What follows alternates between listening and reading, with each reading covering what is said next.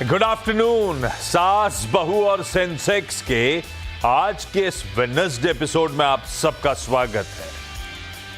आज आप सबकी क्वेरी सॉल्व करने के लिए मार्केट की एक जानी मानी वॉइस, जब से आवाज की शुरुआत हुई होगी तब से आप रजत दा को इस चैनल पे देख रहे हो, और रजत दा उससे काफी पुराने मंजे हुए खिलाड़ी हैं शेयर बाजार के। रजत दा से रिक्वेस्ट करी थी कभी कभी आ जाया करो आप हम सबकी मदद करने के लिए, तो आज उन्होंने एक्सेप्ट करा। तो रजत दा आज हमारे साथ हैं रजत के बोस.com के कोलकाता से।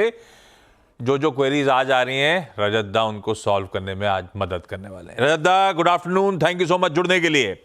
मैं आऊंगा आपके पास, लेकिन पहले हम तक रीच आउट करने के तमाम तरीके, वो सोशल मीडिया इनिशिएटिव्स में, सोशल मीडिया पे एक्टिव हो आप लोग, तो ये रहे आईडीज। वो ट्विटर का, कल मैंने ट्विटर कहा था तो हमारी सोशल मीडिया टीम ने मैसेज करा टोकने के लिए एक्स बोला करो।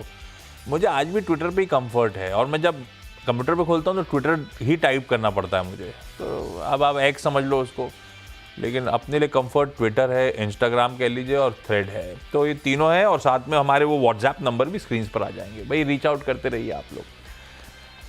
मार्केट्स क्विकली बता देता हूँ, उसके बाद सवालों को एड्रेस करा जाए। और राजा, वैसे एक चीज और है, पता नहीं आपको टीम ने कम्युनिकेट करा नहीं करा, कोई निफ्टी की या वायदा बाजार के दायरे में कोई ऐसा स्टॉक जो आपके रडार पे हो, अगर आप बताना चाहोगे तो एक स्टॉक पिक के तौर पे आपसे आगे शो में ले लूंगा, अगर समय रहा तो और आपने कुछ आइडेंटिफाई कर लिया तो।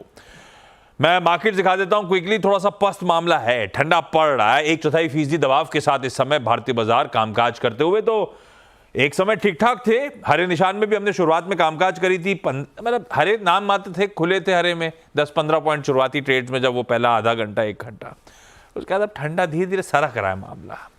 आज निफ्टी बैंक की एक्सपायरी है। निफ्टी बैंक तो ठीक है, निफ्टी की कंट्रीब्यूशन प्लेट दिखाऊंगा आपको, तो आपको HDFC bank, ICICI bank, Kotak Mahindra bank, ये सब बचा रहे हैं भैया बाजार को, नहीं तो दिक्कत आ जाती। Banks, private banking major supportive है, अभी भी पैसा चैनलाइज यही हो रहा है, अदरवाइज मार्केट के समीकरण बिगड़े हुए नजर आते। हाँ, कुछ दिक्कतें ये हैं कि मिड कैप दिखाइएगा 1% दबाव में है, और ब्रेथ दिखाइएगा 1:2 का रेशियो, तो इंडेक्स तो मैनेज हो जा रहा है। कोई बैंक स्टॉक्स एक्सपायरी के दिन थोड़ा बहुत संभले हुए हैं, तो इंडेक्स निफ्टी फ्लैटी दिख रहा है, हल्के लाल निशान में दिख रहा है। ये लेकिन ये जो डिटोरिएटिंग लकीरें हैं ना, ये ज्यादा दिक्कत की बात, हम और आप रिटेल पोर्टफोलियोज के लिए दिक्कत वाली बात। 1:2 का रेशियो डिक्लाइंस के फेवर में, 2/3 शेयर्स जितने कामकाज कर रहे हैं उसमें से 2/3 इन रेड है, और ये डिटोरिएट होती हुई स्थिति आपकी स्क्रीन पे। अब इसीलिए सेकेंड हाफ और इंटरेस्टिंग हो जाएगा आज के सेशन का। सवाल जवाब के सिलसिले की शुरुआत कर रहा हूं। आज जयपुर, आज मुंबई और साथ साथ ग्वालियर जाना है। मुझे बताया जा रहा है ग्वालियर से अब तक कॉन्टैक्ट एस्टैब्लिश नहीं हुआ है, हो गया तो इस शो में बातचीत, अदरवाइज किसी और दिन। जयपुर से मोनिका पुरस्वानी जुड़ती हुई। Monica ma'am hi, good afternoon Monica ma'am. क्या करते हो मोनिका मैम आप जयपुर में, और कब से स्टॉक मार्केट से जुड़े हो, कितना टाइम हो गया? सर मैं अभी तो फिलहाल होम मेकर हूँ, और स्टॉक मार्केट में अभी 3-4 महीने ही हुए हैं मुझे। तो अभी फिलहाल। और ये 3-4 महीने स्टॉक्स कैसे डिसाइड कर रहे हैं आपने? इन 3-4 महीने में खुद ही डिसाइड कर रहे हो या कोई गाइड कर रहा है, किसी के साथ कंसल्ट कर रहे हो, कैसे हो रहा है? सर एक्चुअली मेरे हस्बैंड भी जुड़े हुए हैं 4-5 सालों से, और मेरी मदर जो हैं वो 20 इयर्स से शेयर मार्केट में डीलिंग कर रही हैं। अरे वाह। तो उनकी थोड़ी सी हेल्प से, थोड़ी गाइडलाइन से धीरे धीरे करके बढ़ रहे हैं आगे। और उनकी गाइडलाइंस क्या कहती हैं? बेटा लंबे समय के लिए खरीद के रखना, या ट्रेडिंग वीडिंग भी करवाती हैं, क्या होता है? सर मम्मी तो कहती हैं कि लंबे समय के लिए रखो, स्लो एंड स्टेडी ग्रो करो, और हस्बैंड कहते हैं थोड़ी थोड़ी ट्रेडिंग भी कर लिया कर, नहीं तो ऐसे तो पता नहीं कब तक पोर्टफोलियो बढ़ाएगी। पड़ोसी की कार घर, नई कार आ गई, अपने नहीं है अभी तक, जल्दी जल्दी कुछ कर। बिल्कुल। मोनिका, पहला सवाल कौन सा?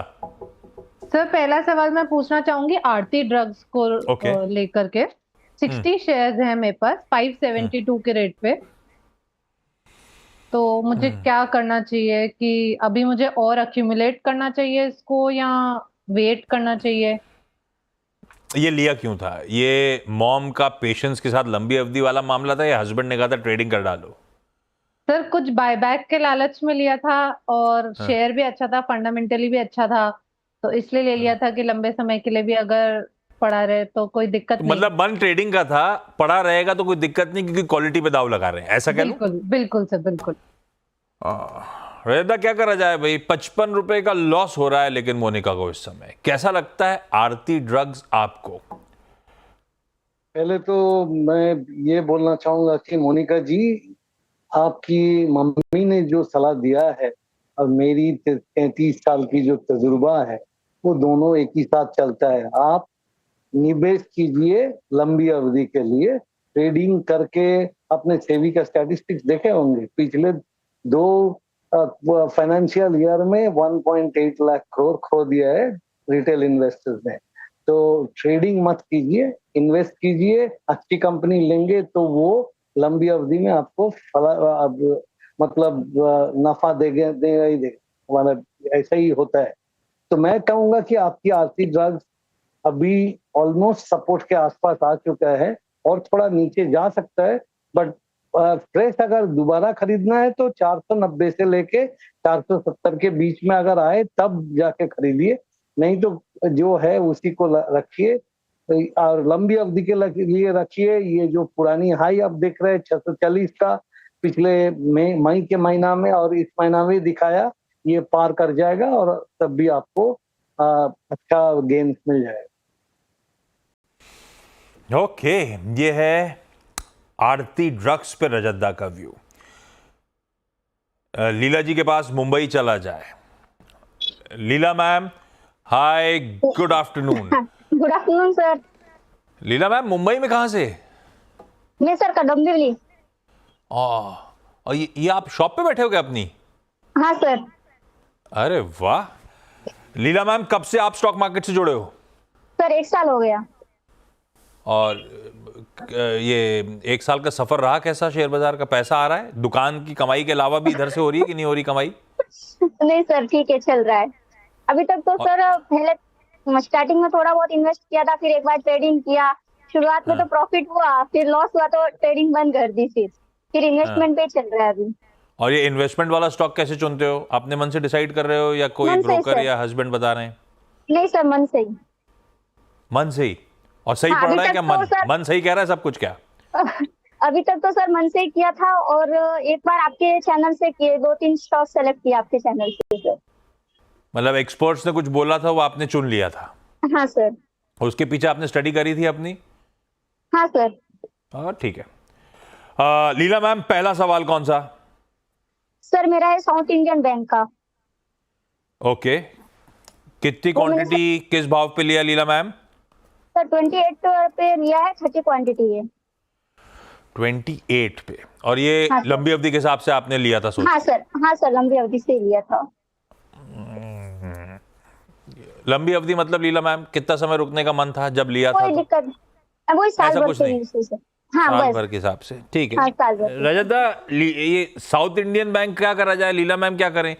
लिया तो लंबी अवधि के लिए था, जब से लिए 3-4 रुपए नीचे आ गया है ये मामला। देखिए, ये पिछले सितंबर से लेके इस बार ये जो मूवमेंट दिया है, अभी उसके बीच में ये अप्रैल के आसपास 5 गुना हो गया था, 36 रुपए के आसपास हाई बनाया था। अभी ये करेक्शन चल रहा है। अगर आपने लिया है और लंबी अवधि के लिए रखना चाहिए, रखेंगे तो कोई प्रॉब्लम नहीं है। और थोड़ा नीचे अभी भी जा सकता है, क्योंकि अभी मूविंग एवरेजेस यही दिखा रहे हैं कि हो सकता है कि 22 रुपया के आसपास भी जाए। उस टाइम पे अगर एवरेज करना चाहते हो तो कर सकते हो। ओवरऑल हम बोलेगा ये एक करेक्शन चल रहा है, इसमें इतना डरिए मत, वो दोबारा ऊपर चलेगा ही। ओके, तो रख लीजिए, ऐसी कोई दिक्कत, कोई स्टॉप लॉस लगा के रखना रह जाता है? रखे नहीं, लंबी अवधि का मामला है तो रख लीजिए, इवेंचुअली जाएगा। 17 रुपया 50 पैसा में स्टॉप लॉस लगाइए। ठीक, लगा ही लीजिए 17.5 का स्टॉप लॉस, लेकिन आप लंबी अवधि के लिए रख सकते हो मैम साउथ इंडियन बैंक को। मोनिका मैम, ये स्टील अथॉरिटी ऑलरेडी ले रखा है या आपने लेने का मन बनाया है? सर ले रखा है मैंने। कितनी क्वांटिटी किस भाव पे ली थी मैम? सर मैंने लिया तो 138 139 पे था, बट उसको एवरेज किया तब वो 136.66 करके मेरा एवरेज बैठा है।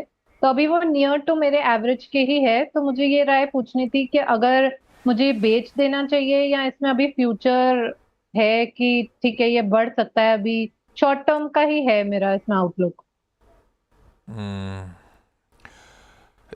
कितने रुपए गिर गया था जो आपने एवरेज कर लिया था? 2-3 रुपए नीचे आ गया था तो आपने और खरीद के एवरेज कर जी लिया? सर जी। हाँ, और ट्रेडिंग का मन था, स्टॉप लॉस लगाए थे आपने? स्टॉप लॉस नहीं लगाया था सर। हाँ भाई, रजत एक तो ये एवरेजिंग का सही तरीका क्या है? 1-2 रुपए गिरेगा तो एवरेज कर लूंगा क्या? ऐसे तो मेरी कैपिटल खत्म हो जाएगी, स्टॉक 5 रुपए गिरा तो अपनी तो वाट लग जाएगी।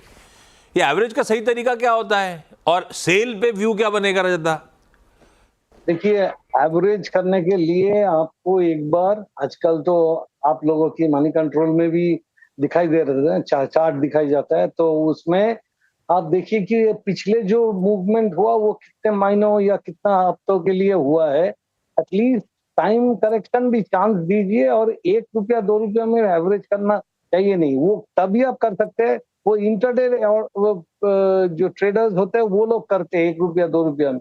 अभी इसमें आप फिलहाल बने रहिए, लेकिन एक चीज थोड़ा जहां पे भी आपको डेटा मिले, रिटर्न ऑन कैपिटल एम्प्लॉयड का वो देखिए। स्टील अथॉरिटी जैसा कंपनी ये 12% से नीचे रिटर्न ऑन कैपिटल में चलता है, तो ये काउंटर में वो जब बाढ़ आता है तो चलता है, नहीं तो उतना अच्छा नहीं चलता है। अभी चाइना का ये सब है तो ये चलेगा। अभी आप इस लेवल पे ही एवरेज कर सकते हैं, क्योंकि इसमें वीकली चार्ट में दिखाई दे रहा है कि इसका रिवर्सल होने वाला है।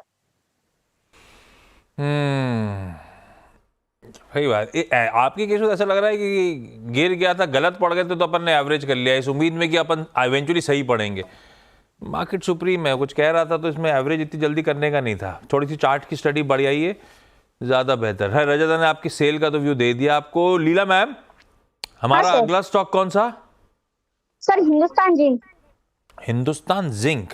लीला मैम, कितनी सर। क्वांटिटी किस भाव पे? 19 क्वांटिटी 538 के प्राइस से सर। 538। इस बीच डिविडेंड डिविडेंड आया जब से आपने लिया था? कुछ आया बड़ा हाँ डिविडेंड? सर, हाँ ठीक आया सर। ठीक है, तो मोटा मोटी आपके भाव के आसपास है, ऐसा कह लेता हूं, है ना? हाँ, हिंदुस्तान हाँ जिंक। और ये क्यों लिया था? ट्रेडिंग या लंबी अवधि? ये सर लंबी अवधि के लिया था, मतलब जब अपना प्रॉफिट होगा तो निकाल देंगे, उसके बाद ना रहने दीजिए, कोई दिक्कत नहीं। प्रॉफिट होगा तो निकाल देंगे, लॉस होगा तो रखे रहेंगे, यही तो सब गड़बड़ा जाता है। प्रॉफिट तो राइट नहीं करते अपन लोग। ट्रेडिंग के लिए एक लिया था, वो लॉस ही चल रहा है। ये हाथ में आप क्या पकड़े हो, करछुल है क्या? नहीं सर, पेन नहीं। अच्छा, ये आपकी दुकान से देख के लग रहा है अपने को डिस्काउंट मिलेगा ना, नॉन स्टिक ऑन स्टिक? हाँ सर जरूर, क्यों नहीं। राइटर साहब, एड्रेस ले लेना दुकान का प्लीज पीछे से मैम से। रजत, क्या करा जाए भाई? ये हिंदुस्तान जिंक, मुनाफा होगा तो निकल जाएंगे, घाटा होगा तो पड़े रहने देंगे। देखिए, ये जो बात आपने कहा है, ये इसको बिहेवियरल इन्वेस्टिंग में एक बायस कहा जाता है। इसको बोलता है लॉस एवर्शन बायस। क्योंकि आपको अगर कोई स्टॉक में 1000 रुपया कमाई होता है, वो जितना ना आनंद देता है, उससे ढेर सारे दुख आपको होता है अगर 1000 रुपया आपको लॉस होता है। तो ये लॉस एवर्शन वो मिल जाएगा, ऊपर फिर से चला जाएगा, ऐसा सोचते रहते हैं। बट कभी कभी लॉस बुक करने से बेहतर होता है, जबकि आपका हिंदुस्तान जिंक में हम लॉस बुक करने का सलाह नहीं देंगे। इसमें हम बोलेगा कि आप बने रहिए इस लेवल पे, कुछ एवरेज कर सकते हैं और लंबी अवधि के लिए रखेंगे, कुछ सालों के लिए हिंदुस्तान जिंक को रखेंगे तो अच्छा होगा। एक्चुअली कॉपर, जिंक, ये सब जब एक दशक खत्म होता है ना, ये हमारा स्टडी नहीं है, रिजर्व बैंक ऑफ ऑस्ट्रेलिया का स्टडी है,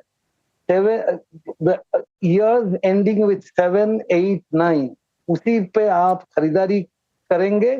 और जब 1, 2, 3 आता है तो सालों की नंबर के पीछे, उस टाइम में आप बुक करिए, बहुत अच्छा अप्रिसिएशन मिलता है। ये वाला मामला समझा नहीं मैं। हो गया फिलहाल यहाँ पे आपको 650 तक मिल जाएगा।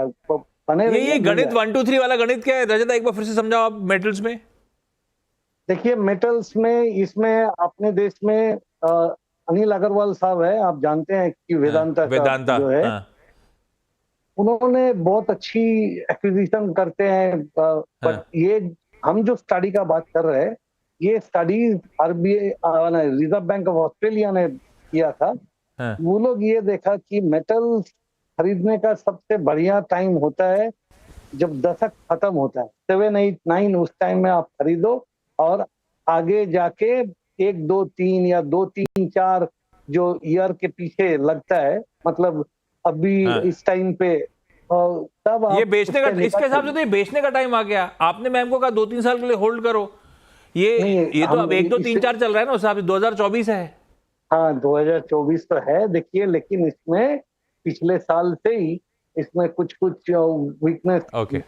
दिखाई देना चालू किया था। इस बार हाँ। फिर से मूवमेंट हुआ। इसके और एक कारण है बाकी, वो क्या है कि बेस मेटल्स बोलिए कि जो नेचुरल रिसोर्सेज है उसमें अकॉर्डिंग टू ये जो जीएमसी मतलब उनका एक सलाह है कि 2011 से इसमें कोई खास सारी दुनिया में इतना इन्वेस्टमेंट हुआ नहीं, तो ये सब जो बेस मेटल्स नेचुरल रिसोर्सेज इसमें बहुत जोर तेजी इस दशक के अंत से आने वाला है, क्योंकि तब नया अगर एक्सट्रैक्शन नहीं होगा तो नहीं चलेगा। आप देखिए ना, मैंगनीज और कंपनीज चल रहा है, अपने यहाँ पे भी चल रहा है।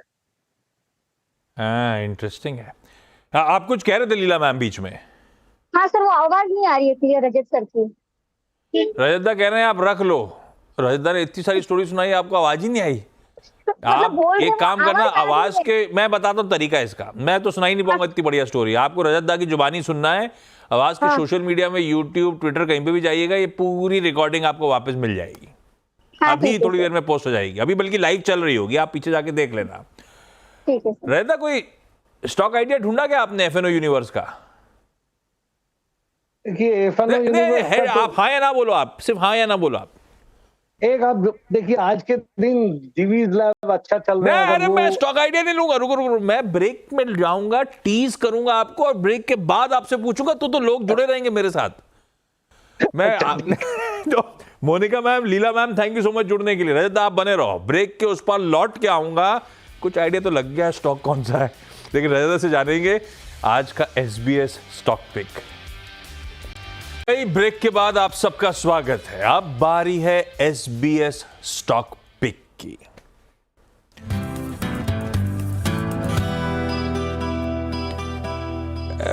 रजतदा, वही आइडिया है जो आपने हिंट छोड़ दिया था या बदल दिया ब्रेक में? आज का पिक कौन सा है? देखिए वही आइडिया ही रखते हैं, क्योंकि वो ठीक है। चलने में हाँ, नहीं ठीक है। अरे लेवल्स तो मिल जाएगा ना नया। हाँ, अच्छा, तो डिवीज लैब्स है वो स्टॉक है ना?